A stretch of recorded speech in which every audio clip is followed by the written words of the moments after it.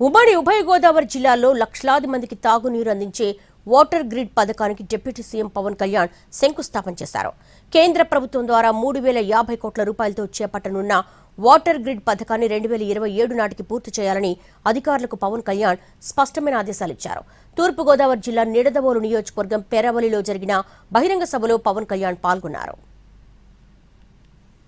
పూర్వ ఉభయ గోదావరి జిల్లాల ప్రజల చిరకాల కోరిక నెరవేర్చే దిశగా కీలక అడుగుపడింది.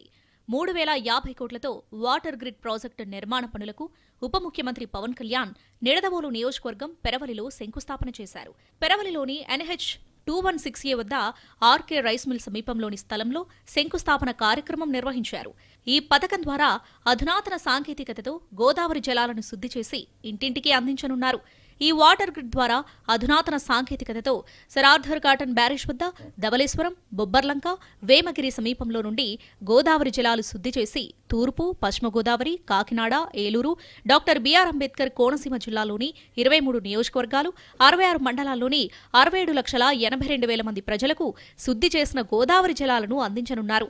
1,650 కోట్ల రూపాయలతో ఉమ్మడి తూర్పు గోదావరిలోని Kakinada, doctor BR Ambedkar Konaseema, east గోదావరిలోని 11 నియోజకవర్గాలు, 32 మండలాల్లోని 39,64,000 మంది ప్రజలకు 1,400 కోట్లతో ఉమ్మడి పశ్చిమ గోదావరి జిల్లాలోని ఏలూరు, పశ్చిమ గోదావరి, ఈస్ట్ గోదావరి, కొవ్వూరు, నిడదవోలు ప్రాంతాల్లోని 12 నియోజకవర్గాలు, 34 మండలాల్లోని 28,18,000 మంది ప్రజల తాగునీటి సమస్యకు శాశ్వత పరిష్కారం లభించనుంది.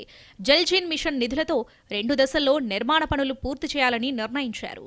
ఈ వాటర్ గ్రిడ్ ప్రాజెక్టుకు పొట్టి శ్రీరాములు పేరు పెట్టారు. రాష్ట్రం కోసం ప్రాణత్యాగం చేసిన అమరజీవి పొట్టి శ్రీరాములు పేరు నెల్లూరు జిల్లాకు పెట్టి అక్కడికే పరిమితం చేశారని డిప్యూటీ సీఎం పవన్ కళ్యాణ్ ఆరోపించారు. పొట్టి శ్రీరాములు పేరు చిరస్థాయిగా నిలిచిపోవాలని జలధారకు పెట్టామని వివరించారు. అభిమానులు, కార్యకర్తలు బాధ్యతగా ఉండాలని పవన్ కళ్యాణ్ విజ్ఞప్తి చేశారు. తాను పాల్గొనే సభలకు ప్రధాని మోడీ రావడానికి భయపడుతున్నారని చెప్పారు. అభిమానులు వేదిక మీదకు నెట్టుకురావడం తనకిష్టం లేదన్నారు. గోదావరి డెల్టా ప్రాంతంలో భూగర్భ జలాలు ఉప్పుగా మారడం, కలుషితం కావడం వల్ల ప్రజలు ఎదుర్కొంటున్న అనారోగ్య సమస్యలకు చెక్ పెట్టేందుకు ప్రాజెక్టు పూర్తి చేసి కూటమి ప్రభుత్వం శాశ్వత పరిష్కారం చూపింది. ధవళేశ్వరం వద్ద అత్యాధునిక సాంకేతికతతో కూడిన వాటర్ ట్రీట్మెంట్ ప్లాంట్లు నిర్మించి గ్రావిటీ ద్వారా అంతర్జాతీయ ప్రమాణాలకు అనుగుణంగా నీటిని శుద్ధి చేసి పైప్లైన్ల ద్వారా ఇంటింటికి తాగునీరు అందించడమే జలధార లక్ష్యమని ప్రభుత్వం చెబుతుంది.